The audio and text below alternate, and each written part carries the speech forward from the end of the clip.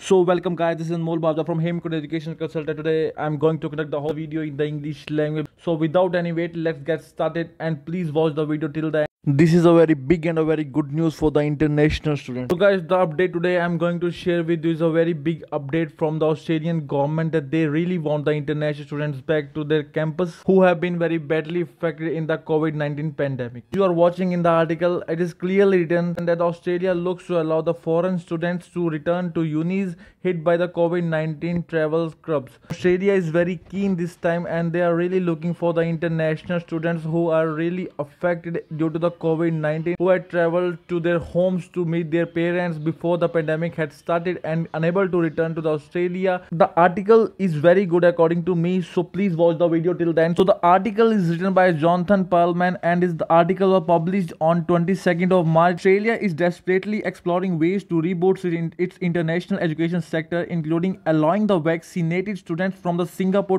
to re-enter or creating a special students only flights and quarantine facilities.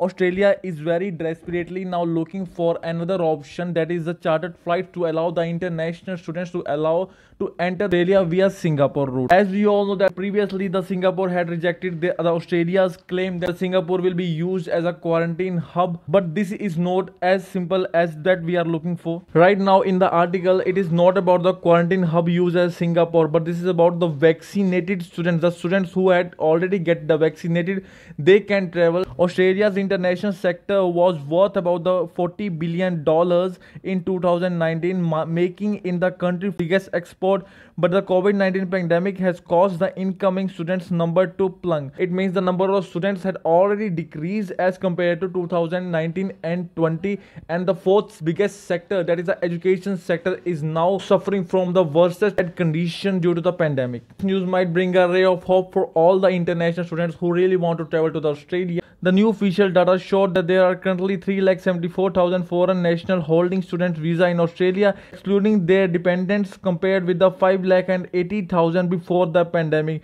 There were 580,000 students were studying in Australia before the pandemic, but right now there are just 374,000, and if we compare by state, there are just 146 students who are studying in NSW, that is in New South Wales. As at March last year, China accounted for about 38% of the students at the university, schools and vocational colleges.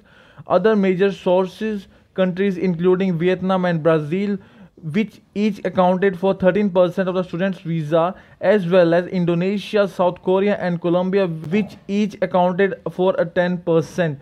It means that the India is the second largest exporter for the international students. In 2020, there were 7,420 Singaporeans enrolled in the Australia Education Institute, down from 8,325 in 2019. Sudden drop in the international enrollment has taken a heavy toll on Australian universities, which are heavily reliant on the foreign students' fees. Universities Australia, the peak body for Australian universities, has estimated that more than 17,300 jobs were lost at the institution last year due to the lack of the international students who are unable to enter into Australia in 2020 because of the COVID-19 pandemic. There are loss of near about 17,300 jobs in the Australian university, and the universities who are already reliant on the students' fees, they are unable to call the international students back even on the chartered flights. But right now they are creating a very big plan with the IEAA CEO, that is the International Education Association of Australia, like the Philip Honeywood. They are creating the plan, so we can hope the plan will be soon implemented so that the international students can be back as soon as possible, as told by the new immigration minister Hawke. But the universities along with the federal and the state government are urgently looking for ways to allow the international students to return, particularly after Australia finally began its vaccination rollout.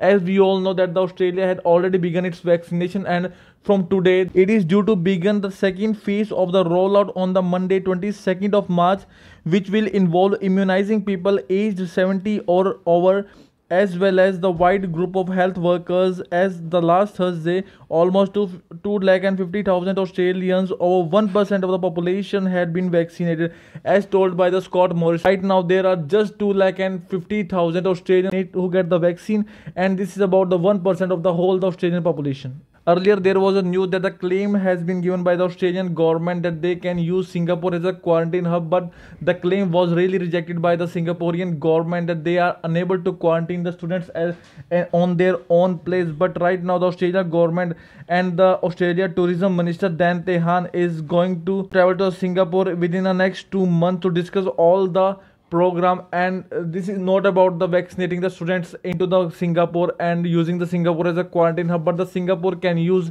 who depart from the Singapore can show their vaccination certificate into the Singapore so that they can prove that they are free from corona and they can easily travel without using the quarantine. The proposal for Singapore Australia travel has prompted excitement among the Australian universities, which view it as a first step toward allowing the students from across Asia to return. The Australian universities has showed their interest in that Singapore travel bubble with Australia and the New Zealand too, so it can be used as a vaccination place. Like they had the students who are coming from India or as Pakistan or from anywhere in the world, they can show their vaccination certificate into the Singapore and can depart from there into the Australia and continue their studies without any 14 days of quarantine. The government of Australia is so much deep that they are really looking for the international travel to open. Now everyone focus is on the international travel, especially on the international students who are contributing billions of dollars to their economy. This sector has also proposed the creation of a specific travel and the quarantine scheme for the foreign students. The plan would involve students potentially entering on the chartered flights and the quarantining at the students' accommodation facility, but repeated cluster of the COVID-19 cases have emerged from quarantine facility have dampened enthusiasm among health authorities for such a plan. The whole meaning of this article is that the Australian government is very keen to call the international students, but they are not allowing them to quarantine into the Singapore, as the Singapore had rejected the claim done by the Australian government, but they are using as a vaccine certificate from the students who had already been vaccinated or who are going to vaccinate before they want to travel to the Australia. By taking their vaccination certificate with them, they can easily travel to Australia. But this plan really needs a green signal from the Australia's federal government, that is a Scott Morrison government, and we think so that the government soon will give the green flag to this plan. I hope you guys really like this information, so please press the bell icon to get more and more notifications from my video, and please don't forget to subscribe my YouTube channel. Thank you for watching my video.